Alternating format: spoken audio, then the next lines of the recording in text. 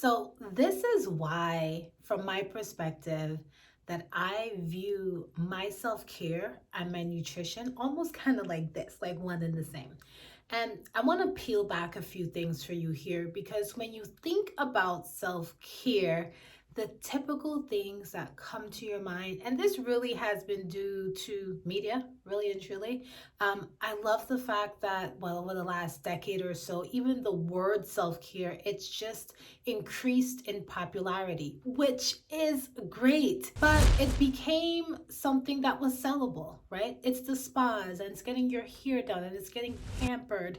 And I'm not saying that there is anything wrong with that because who doesn't actually enjoy that? And I found myself for a little bit of time getting overly consumed into thinking that that's what self care is. Now, throughout the years, the word self care really has evolved for me. And I want to share a little bit with you of what it means to me now and how I essentially have almost married my food to the word self-care. So if you were to peel back a few layers and you look at the word self-care, taking care of self. To take care of myself, essentially, if I were to strip back all of the layers, all of the fluff, what do I actually need to take care of myself? Well, essentially, I came up with three things, and I'll put them in order. So the first thing was breath. I need to live, so I actually need to breathe. And the type of breath that I actually take in makes a really big difference from my stress, which again is me taking care of myself. Now, the other thing that I need for life is food. Food and water, bare necessity, right? But I have to eat every day. I actually have to drink water every day. So, depending on what types of food, what type of liquids, what type of variations of water that I'm taking in, that makes a really big difference with my self-care. Let food be thy medicine and medicine be thy food. That quote is literally up in my kitchen and I see it every single day. The third is movement. When I move, I feel good. I used to be that person once upon a time that I hated exercise. The idea of sweating, like I didn't really enjoy it. And when I made that mental switch of saying, okay, movement is actually therapy, mind blown. Because if you've ever went to an actual therapy session, right? Sometimes you don't want to go to a therapy session, but you never go to a therapy session and then come out of it not being better. It's the exact same thing with movement. Movement is medicine. So those are the three almost like pillars when I've stripped away all of the fluff of what I actually need to take care of myself. I need breath, I need food and water, and I need to move.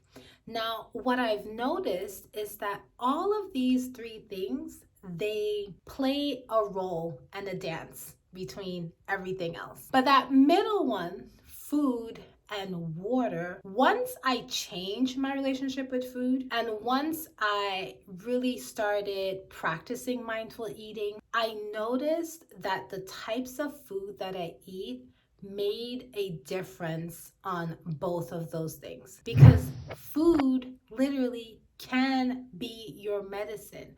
Food can be that medicine to make you feel better. And even if nothing is quote unquote wrong with you from a health perspective, right? Eating certain types of food ensures that it stays that way. But even just from an energetic perspective, depending on what you had for breakfast or lunch, it makes a really big difference on if you have the energy to be able to go and do that evening workout. What it is that you had for dinner last night makes a really big difference on the amount of energy that you wake up with to do your early AM workout. So for me, once I realized that, it was really almost really like an aha moment for me. And I just started diving in food, understanding food, and not just understanding food, but understanding how the nutrition science of food makes a big difference for me. So I actually have an activity for you that I'm gonna urge you, like literally, by practicing being mindful, and all that means is being aware. Just think about it like that, being aware. The next time you have, and I don't like saying good or bad food, so let's look on the spectrum, right? Let's call it like green to red. Green being the more green food that you have, the better you feel, the better your health will be. Red meaning,